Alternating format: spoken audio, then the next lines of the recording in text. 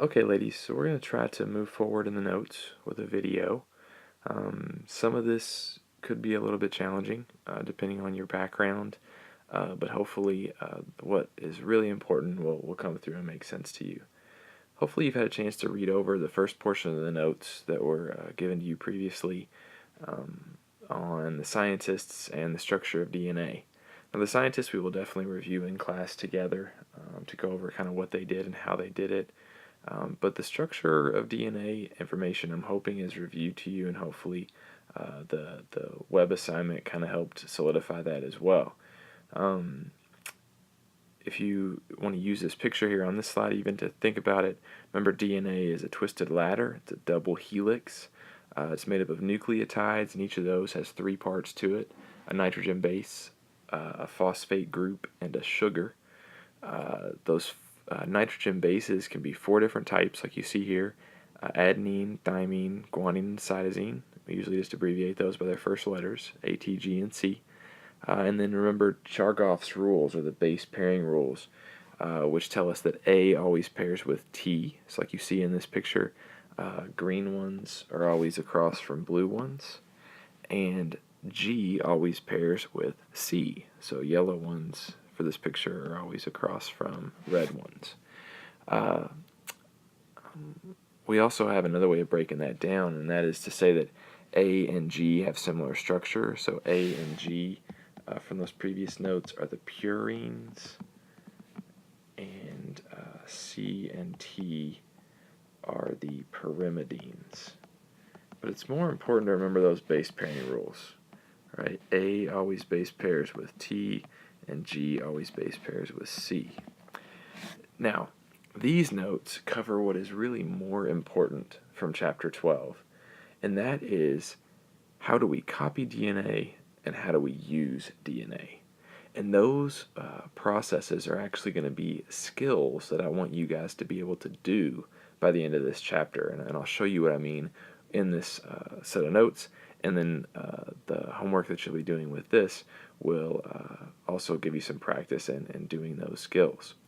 Now, for weeks, since really before Christmas even, we've been talking about how DNA gets copied during interphase. Right? Before we can do mitosis and before we can do meiosis, we have to copy our DNA during interphase so that we can give a set to all the daughter cells.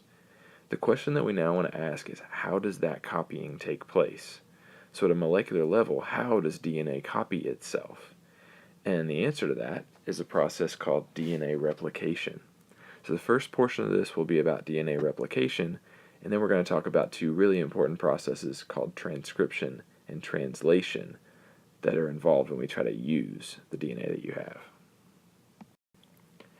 Alright, so we just reviewed those base pairing rules on the last slide. A goes with T, G goes with C. And because we know that,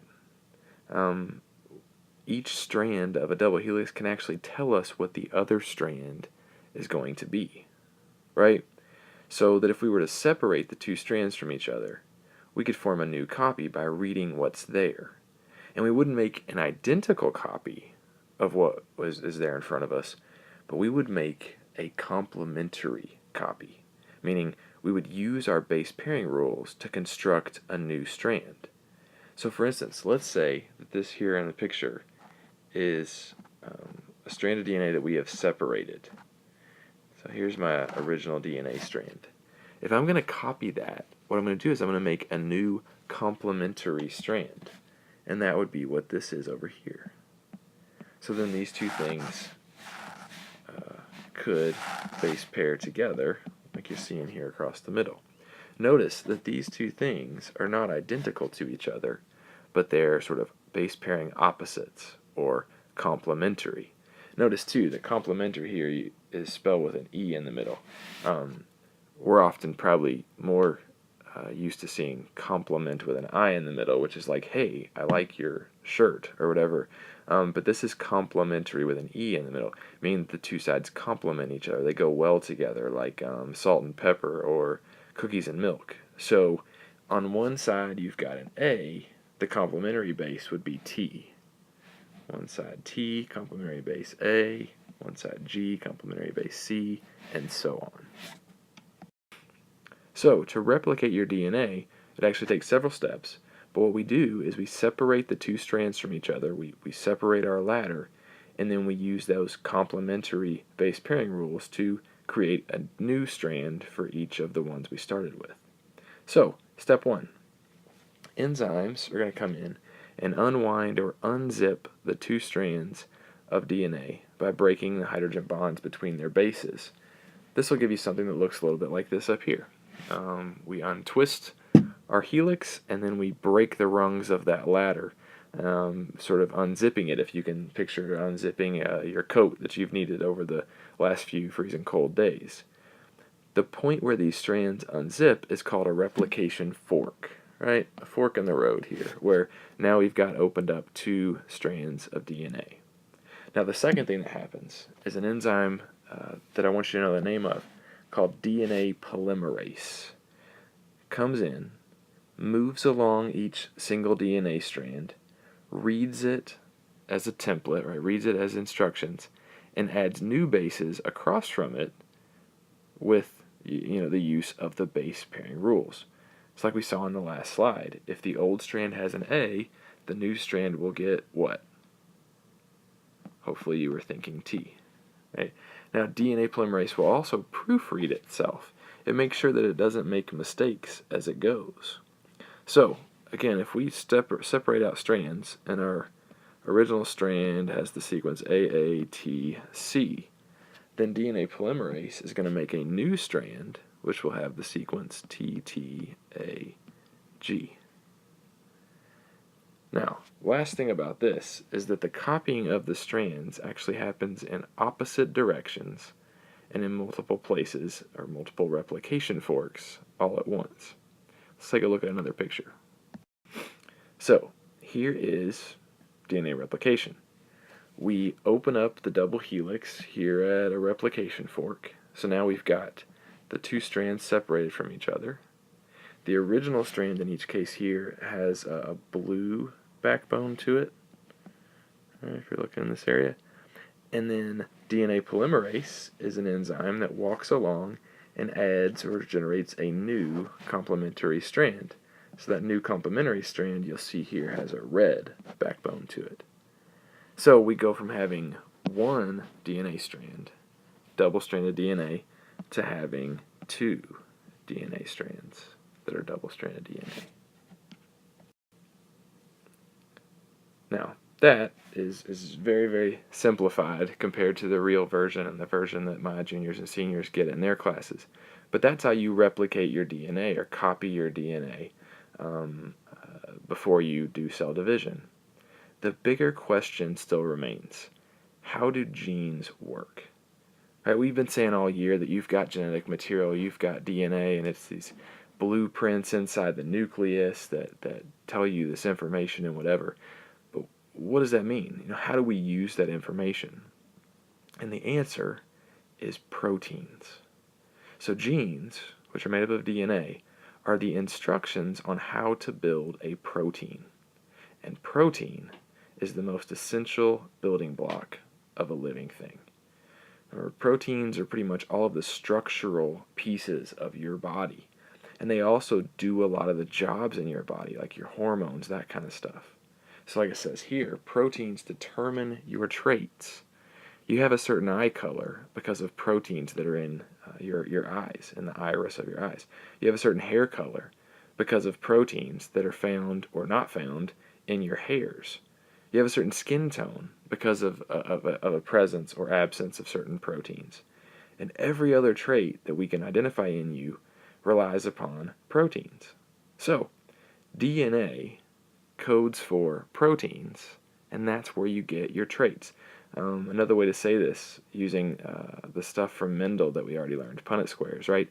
Genotypes are your DNA, but phenotypes are the proteins your body is making. So your physical traits come from the proteins. Now, in order for DNA to code for a protein, we need a middleman, and that middleman is called RNA.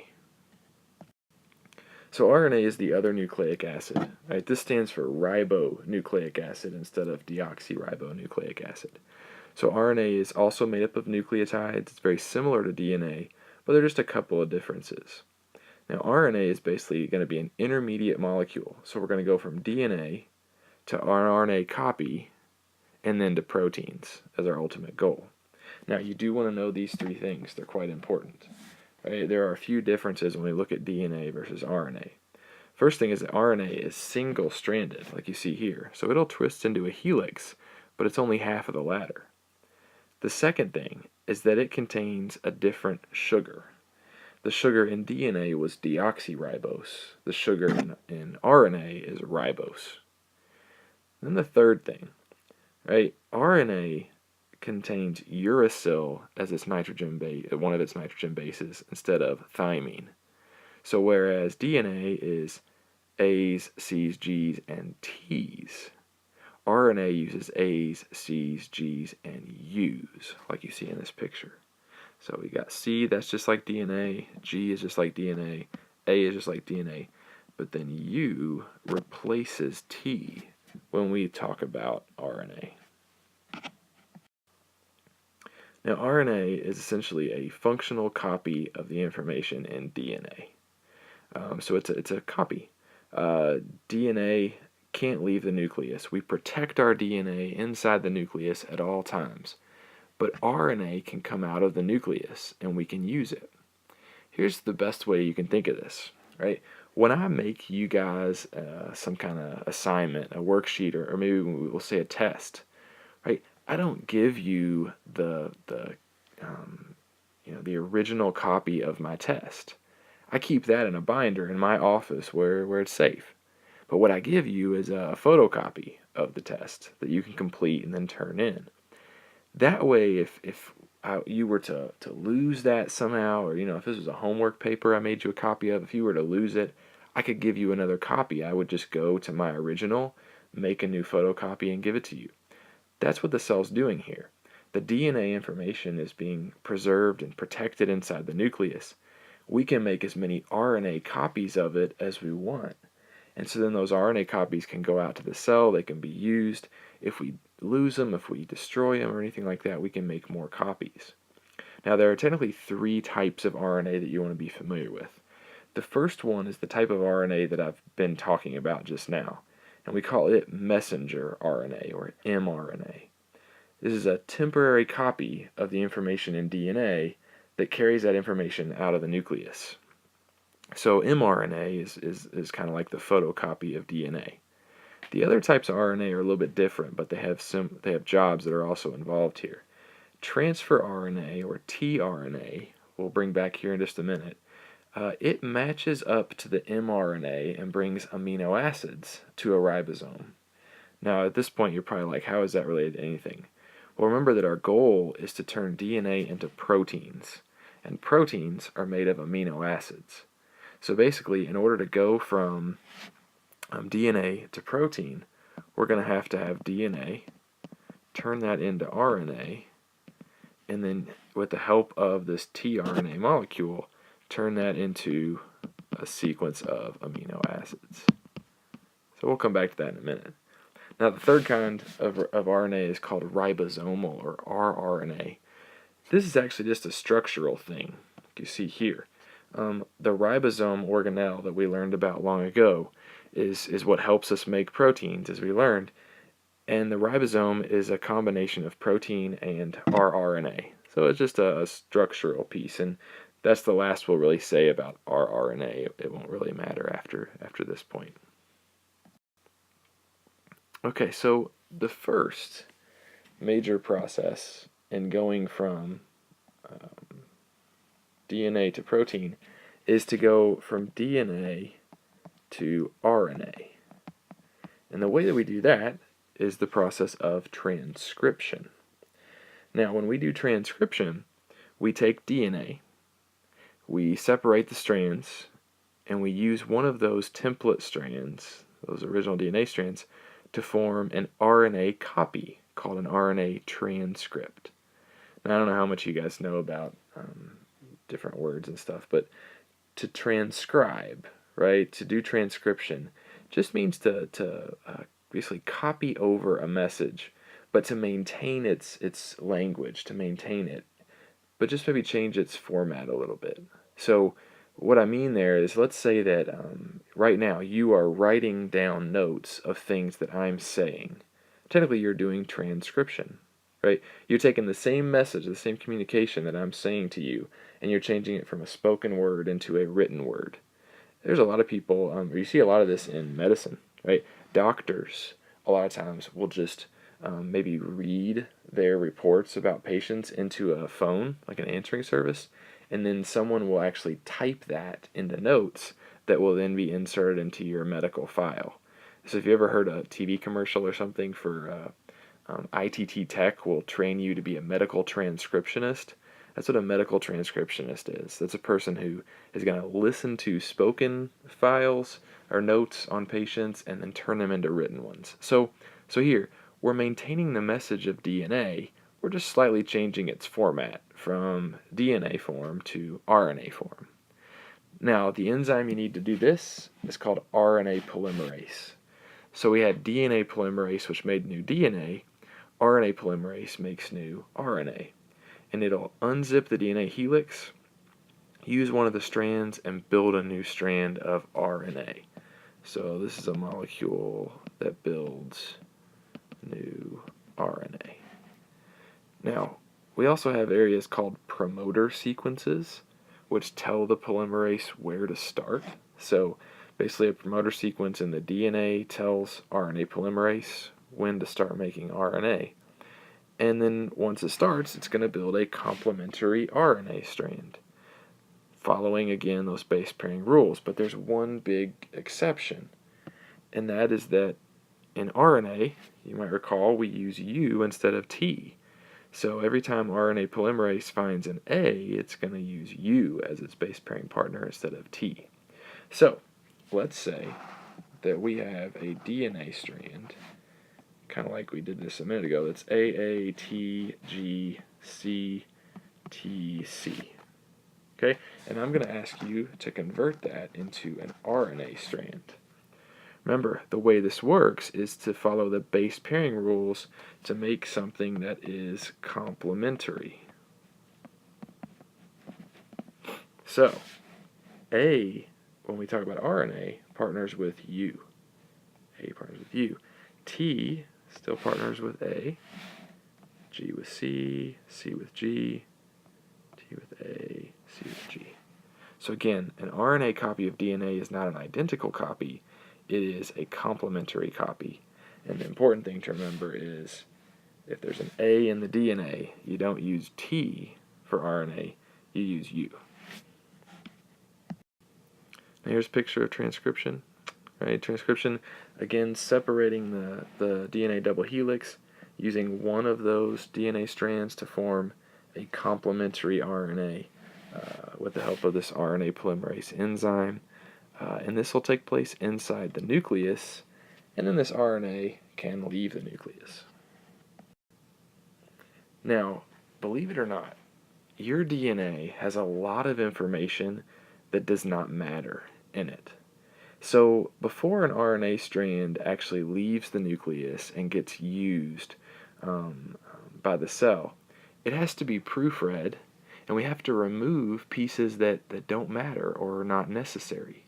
We call this splicing. So the RNA has to be spliced before it's truly ready to be used by the cell. Now here's how this works, and this is something that you just have to kind of deal with, because some scientists name these in a dumb way. What happens is we make this RNA, and we find or identify the segments that don't carry useful info, and we remove those. And those are called introns. So I know, it sounds like you would keep introns in, but that's not the way it works. So you just want to kind of remember this like opposites. So the introns are going to get cut out of our original RNA that we start with. Then the exons, which sound like they might exit, stay in. Okay, exons are the segments of RNA that do carry useful info and we do want to keep in our cell. So these are going to stay put, get fused together to form a new strand. And we'll see a picture of this here in a second. Then before we're totally ready to use the RNA, we add a cap to one end of it. Kind of like put a cap on one end. Here's my RNA. And then we add what we call a tail to the other end. And these things are protective for that RNA. Remember, this is an RNA copy that's going to leave the nucleus out into that dangerous cytoplasm, right? Nucleus, nice protected place for DNA. But the cytoplasm out there is like the jungle. So before RNA goes out there, we're going to cut out parts we don't need, and then we're going to add a cap and tail, kind of like a helmet and shoes, to help protect it as it goes out into the cytosol. Alright, so here's a picture of splicing. Again, the neon green parts would be introns, the blue parts would be exons. So we have DNA, we convert that into RNA through transcription, and then that RNA is going to get spliced. So we cut out the introns, the green pieces, and we string the blue pieces back together. Now, this is totally useful. Okay, this is all RNA that can actually code for proteins. Now, DNA stays protected in the nucleus. RNA copy goes out to do the work. Here we're talking about mRNA, right? And where mRNA does work is in a ribosome. So if we had had class today, I would have said, what's a ribosome do? And I would have hoped that every one of you would have yelled, make proteins at me, right? Now we're going to talk about how it does that. So the mRNA goes to the ribosome carrying the instructions for how to make a protein, and the ribosome is basically the machine that can make this happen. But we have to be able to read the RNA, so we have to understand a language that we call the genetic code. So we learned a long time ago, amino acids are the building blocks of proteins. Okay, remember that. If a protein is the house, amino acid is the bricks. Right? So if a protein is a house, oops, didn't really mean to cross that out. If a protein is a house, try again. I didn't do any better. Okay, protein is a house, amino acids are the bricks that house is built from. And there are 20 different amino acids that appear in living organisms. Now, mRNA, the message, right, messenger RNA, carries the instructions telling us which amino acids are supposed to be put together to build a protein. So the question that scientists struggled with for a long time was, how can 4 bases, A, G, C, and U, give us 20 different amino acids? Well, the answer lies in any kind of alphabet you can think of, right? In our language that we have, right, we have a 26-letter alphabet that can be combined into a huge number of different words. The question scientists had to answer is, how does a 4-letter alphabet get combined into at least 20 different words? And the answer is that you read your RNA in groups of 3 bases, or in other words, 3-letter words. Because 3-letter words will give you 64 different possibilities, which gives you enough for 20 different amino acids. If we just did 1-letter words, where like A equaled some amino acid, and G equals some amino acid, and C and U, then we'd only end up with 4 words. Well, that's not 20, right? So then our second step, what if we had 2-letter words, where AG equals an amino acid, and AA equals an amino acid, AC, and so on? That's only going to give us 16 different words, so still not 20. But if we work in 3-letter words, AGC, AGU, AGG, that's 64 different words, so you can code for the 20 amino acids. Now, we call these 3-letter words codons. So every 3 letters, every 3 nucleotides in an mRNA strand is called a codon. And each codon is specific to a particular amino acid that we can add to our protein. So that's how it's a language.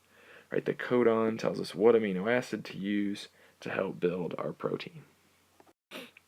Okay, so here's an example of an mRNA strand. So if your mRNA strand, mRNA, is 9 bases long, we would break that into 3-letter words. Shoot. Let's try again. There we go. 3-letter words. So that's what I've done here in the second line. UCG, CAC, and GGU. Each one of those codes for a particular amino acid. So UCG gives us serine, CAC gives us histidine, and GGU gives us glycine. And hopefully you're sitting there like, how am I supposed to know that? This is the answer. This is a codon table. Your freshman textbook uses this wheel version. There are versions out there too, but this one's, I think, really easy to use. But this is a table that you will have on any homework assignment I give you, a test when we get to that point. It's a tool, kind of like the periodic table, right?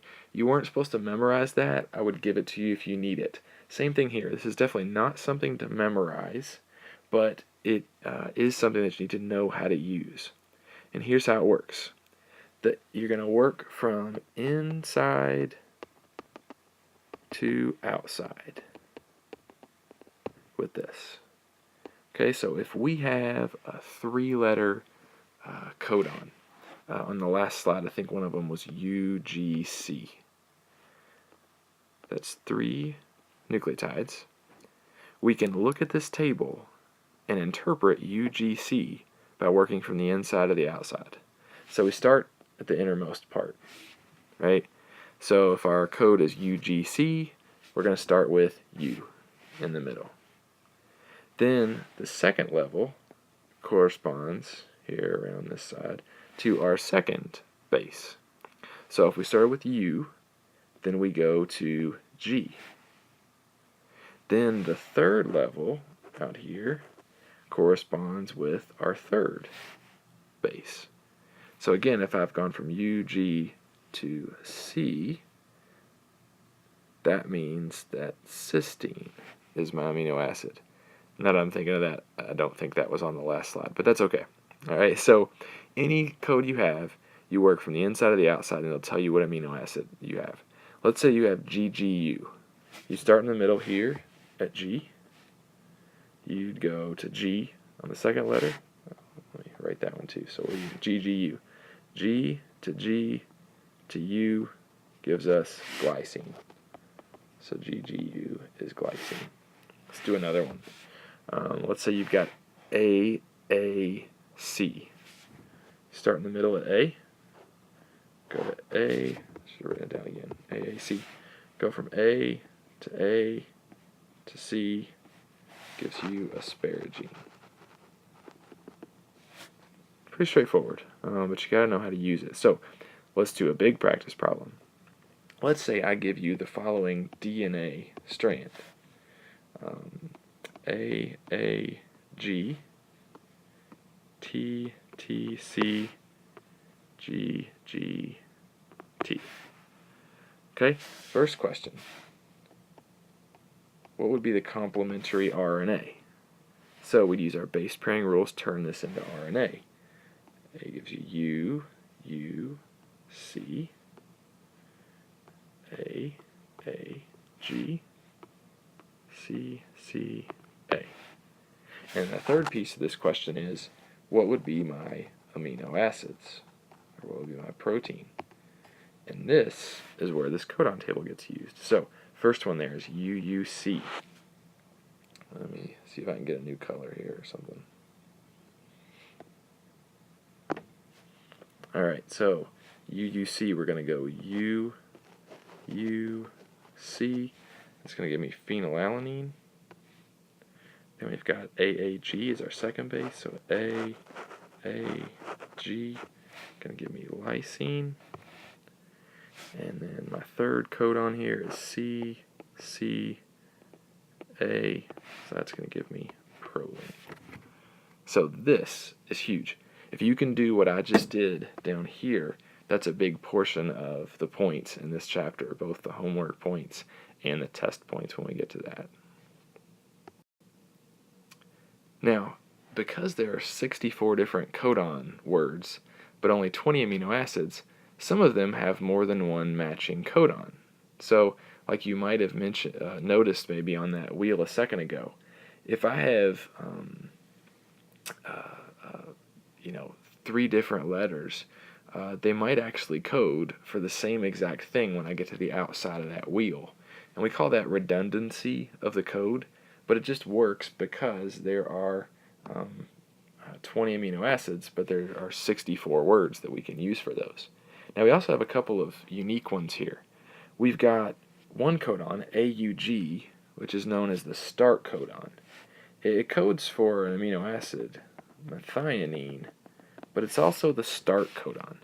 Then we've got 3 codons, and you'll notice these on the codon wheel, UGA, UAG, and UAA, that do not code for an amino acid, but they say stop. So the question is, stop and start what? The answer is this final process, translation, right? The usage and reading with the genetic code. Now, you guys already know this, I think. To translate means to change language, right? Same message, but different language. So, if we took DNA and turned it into RNA, we called that transcription. This is going to be bad here. All right, so we called that transcription. Now we want to go from RNA to protein, and that is called translation. Now, the reason this is translation is because now we're taking again the same message, but we're converting it from a nucleic acid language, RNA, to an amino acid language, protein. So translation converts the information in mRNA into an amino acid or protein sequence. So we're translating from one language to another. Now this is the process that happens at a ribosome, and this is going to involve mRNA, our message, tRNA, this guy over here, which is our translator, and then the amino acids that we string together. Each tRNA molecule you can think of as the translator. Now there are lots of differences between myself and Senor Laspier that teaches Spanish here at Mercy, but one of the biggest differences between us is that I speak English and that's it. And Senor is awesome because he speaks English and a couple other languages as well. Now most of the molecules in your body are like Mr. Burton. They speak one language and that's it. But tRNA is a translator. tRNA understands both nucleic acids, right, RNA, and it understands amino acids, and that's your protein. So in order to go, that does not say protein. Okay, in order to go from mRNA to protein, we need a translator, and that's what tRNA does. So it transports an amino acid to the ribosome so it can be used in the protein. Now, if you look at this picture, right, here's an mRNA strand, and it's going to be 3-letter words that we called codons, right? So every 3 letters are codons. If we look at a tRNA structure, it's going to have this weird folded up shape that kind of looks like a T. Awesome, right? Helps you remember what it is. At one end, it's going to have an amino acid. And at the other end, it's going to have something called an anticodon. Notice that the anticodon could base pair with the codon, right? It matches, it's complementary. This is how your ribosome interprets an mRNA, right? The mRNA comes in, an anticodon comes in that can match that mRNA, and it brings with it an amino acid that can then be put into a protein. So that's what this last statement here is saying. As a codon appears in mRNA, the tRNA with the matching anticodon brings an amino acid to be added to the new growing protein. Now, at the ribosome, the mRNA is read, and a series of tRNAs, along with their amino acids, come together to build this new protein chain. Now, this is what those particular codons were starting and stopping. Right? This whole process always starts when AUG appears in the original message. So we call AUG the start codon. And when any one of the three stop codons appears, UGA, UAG, or UAA, the process ends and our new protein is complete. Now, this is a very complicated little process at the cellular level. There are some details that you guys most certainly do not need to know. However, this is going to be really hard to visualize just hearing me talk about it. So I'm going to link this video with my Edmodo post, and you want to watch it, okay? This link will walk you through the process, little computer animation of translation, and I think it will make a lot more sense once you've watched it. Again, you don't need all of the details that are going to appear in that video, but it'll just show you how you can go from an mRNA strand to a protein strand. Okay, so that's it. I know that was a lot of stuff and a lot of information. Your head might explode, but at least you're comfortable and at home for your snow day, right? So here are the major processes from today. Again, skills that you want to be able to do. In review, I'm going to draw a red line here because they kind of are separate from each other. DNA copies itself through the process of DNA replication. So that's how you make a new DNA strand. Then, in order to use DNA, we're going to convert DNA into RNA, which was called transcription. And then with the help of the ribosome, we're going to turn RNA into protein, which is called translation. Now, again, the big thing that you want to be able to do is if I give you a DNA strand, again, we'll say it's ATG, you want to be able to convert that into RNA, which is your base pairing rules, but keeping in mind that you use U instead of T, so that would be UAC. And then you want to be able to use that codon wheel, which I apologize, I don't have memorized, so I'm not real sure what this one would be. But I'm going to look it up real quick here. So then you would go to that codon table, you would use this UAC, work from the inside to the outside, and that would tell you what your amino acid would be.